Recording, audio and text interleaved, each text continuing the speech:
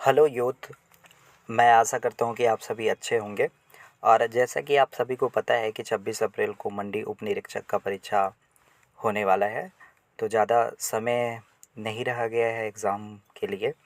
तो उसी के सिलेबस को लेते हुए हम समाज के टॉपिक को देखते हैं। तो समाज में हमने देखा है कि ज़्यादातर जब एग्ज़ाम में पूछ लिया जाता है तो हमें काफ़ी कठिनाइयों का सामना करना पड़ता है। तो मैं उसे संक्षेप में और डिटेल के साथ आपको एमसीक्यूज़ के डिटेल्स के साथ आपको उत्तर और परिभाषाओं को संक्षेप में बताना चाहूँगा।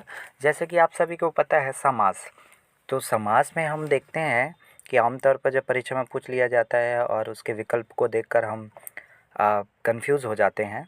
तो इस तरह की परिस्थिति ना हो इसलिए मैं उसे और संक्षेप में समझाने का प्रयास करूँगा।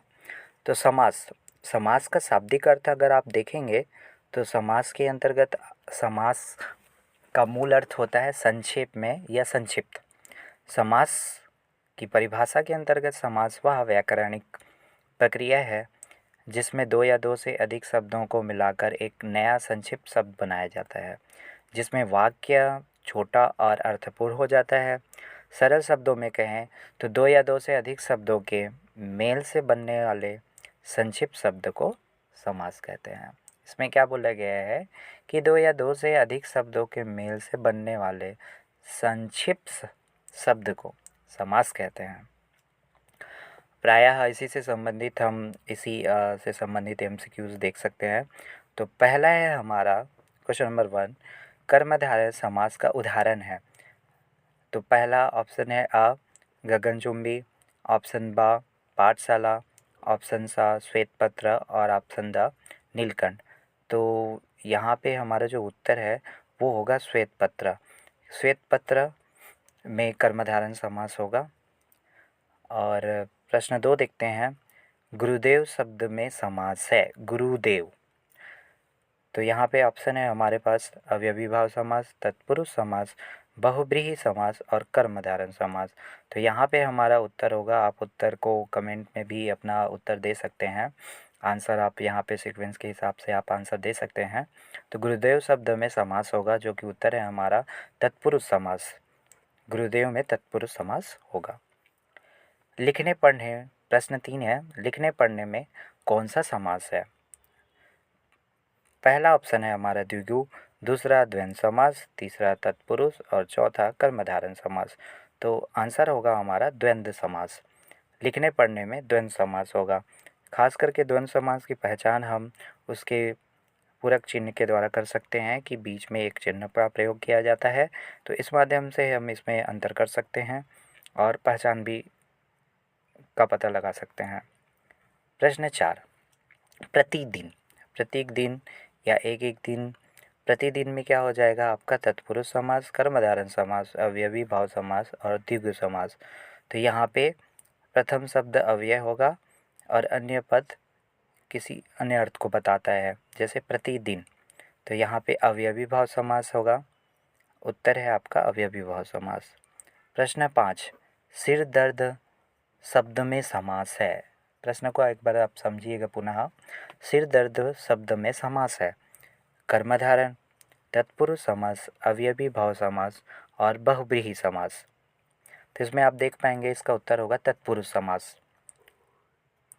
प्रश्न 6, निशाचर में कौन सा समास है। निशाचर में अव्ययी भाव समास, कर्मधारय समास, त्रुटि हो गया है यहाँ पे ऑप्शन नंबर 2 में, ये कर्मधारय होगा, जो कि कर्मधारक लिखा हुआ है, जिसको इसमें सही होगा कर्मधारय। तो इसका उत्तर जो होगा प्रश्न 6 का ऑप्शन 4 होगा, बहुव्रीहि समास होगा निशाचर में, बहुव्रीहि। प्रश्न 7 है, विशेषण और विशेष्य के योग से कौन सा समास बनता है। विशेषण और विशेष्य के योग से आपका समास कौन सा बनता है। पहला द्विगु है, दूसरा द्वंद्व समास है और तीसरा कर्मधारय समास है। तो इनमें से कोई नहीं। तो उत्तर होगा हमारा कर्मधारय समास। प्रश्न 8, चौराहा। चौराहा, ऑप्शन बहुव्रीहि समास, ऑप्शन ब द्विगु समास, ऑप्शन स तत्पुरुष समास और ऑप्शन द अवयवी भाव समास। तो उत्तर होगा आपका अ, उत्तर है आपका द्विगु समास ब। प्रश्न 9, तुलसीकृत में कौन सा समास है? तुलसीकृत में कौन सा समास है? ऑप्शन अ अवयवी भाव समास, ऑप्शन ब तत्पुरुष समास, ऑप्शन स द्वंद्व समास, ऑप्शन द बहुव्रीहि समास। ऑप्शन ब होगा तत्पुरुष समास। तुलसीकृत में तत्पुरुष समास है। प्रश्न 10, त्रिवेणी। त्रिवेणी में कौन सा समास होगा? तो ऑप्शन अ द्वंद्व समास, ऑप्शन ब कर्मधारय समास, ऑप्शन स बहुव्रीहि समास, ऑप्शन द द्विगु समास। ये आप कमेंट में इसका आंसर देंगे। प्रश्न 10 का उत्तर मैं आपको नहीं बता रहा हूँ, तो इससे आप अपने अनुसार उत्तर कमेंट में देंगे कि क्या इसका सही उत्तर होगा। ठीक है, इस तरह से हमने जितने भी अभी समास के प्रकारों को देखा, तो उसका मैं संक्षेप में और आपको परिभाषा भी बताना चाहूँगा कि जैसे हमने उत्तर लिया था पहले प्रश्न का श्वेत पत्र, तो कर्मधारय के अनुसार उसका उत्तर हुआ। ठीक है, श्वेत पत्र।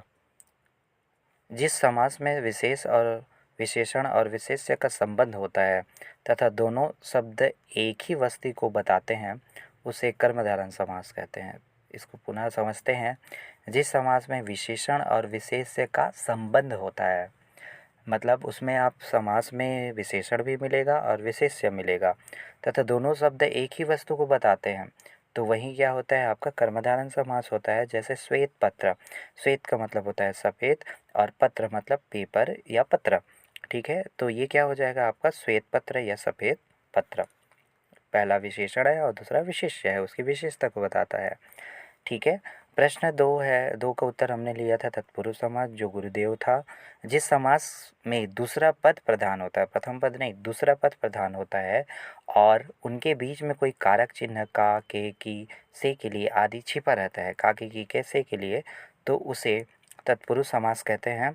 और तत्पुरुष समास की पहचान के बीच में का, के, से के लिए आदि छिपा रहेगा, उसे तत्पुरुष कहते हैं। जैसे कि उदाहरण है गुरुदेव, गुरु के देव, गुरुदेव, गुरु के देव, है ना। तो इस तरह से तत्पुरुष समास होता है। प्रश्न 3 है के अंतर हमने उत्तर लिया था लिखने पढ़ने के लिए, तो उसमें द्वंद्व आया था, है ना। तो उसी द्वंद्व के लिए हम यहाँ पे परिभाषा देखेंगे। जिस समास में दोनों पद समान रूप से प्रधान होते हैं और उनके बीच में और तथा का अर्थ होता है, उसे द्वंद्व समास कहते हैं। जैसे मैंने आपको बोला था कि लिखने पढ़ने के बीच में जो चिन्ह का प्रयोग किया गया है, वो और या तथा का अर्थ बताता है ना। तो उसे हम द्वंद्व समास कहते हैं। लिखने पढ़ने, लिखना और पढ़ना। चौथा हमने प्रश्न देखा था, उसमें अव्ययी समास का प्रयोग किया गया था, जिसमें प्रतिदिन, है ना। तो जिस समास में पहला पद अव्यय होता है और पूरा शब्द अवयव की तरह ही प्रयोग होता है, उसे हम अव्ययी भाव समास कहते हैं। प्रतिदिन, प्रतिदिन या हर दिन। प्रश्न 5, तत्पुरुष समास। सिर दर्द को जैसे हमने उदाहरण के तौर पर लिया था, जिसमें दूसरा पद प्रधान होता है और कारक का लोप हो जाता है। फिर से समझिएगा, इसको पुनः आप देख लेते हैं। सिर दर्द, जिसमें दूसरा दर्द, सिर दर्द किस में है? तो सिर में हो रहा है ना। तो दर्द जिसमें दूसरा पद प्रधान होता है और कारक का लोप हो जाता है, तो ये क्या हो जाएगा? तत्पुरुष समास हो जाता है।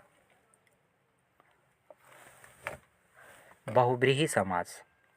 जिस समास में कोई पद प्रधान नहीं होता और समास का अर्थ किसी तीसरे व्यक्ति वस्तु की ओर संकेत करता है, उसे बहुव्रीहि समास कहते हैं। निशाचर, जो रात में चलता है। 7वां, कर्मधारय समास। विशेषण और विशेष्य की योग से बनने वाला समास कर्मधारय समास कहलाता है। नील कमल, नीला कमल। द्विगु समास, जिस समास में पहला पद संख्या सूचक होता है, उसे द्विगु समास कहते हैं। संख्या का पता चलता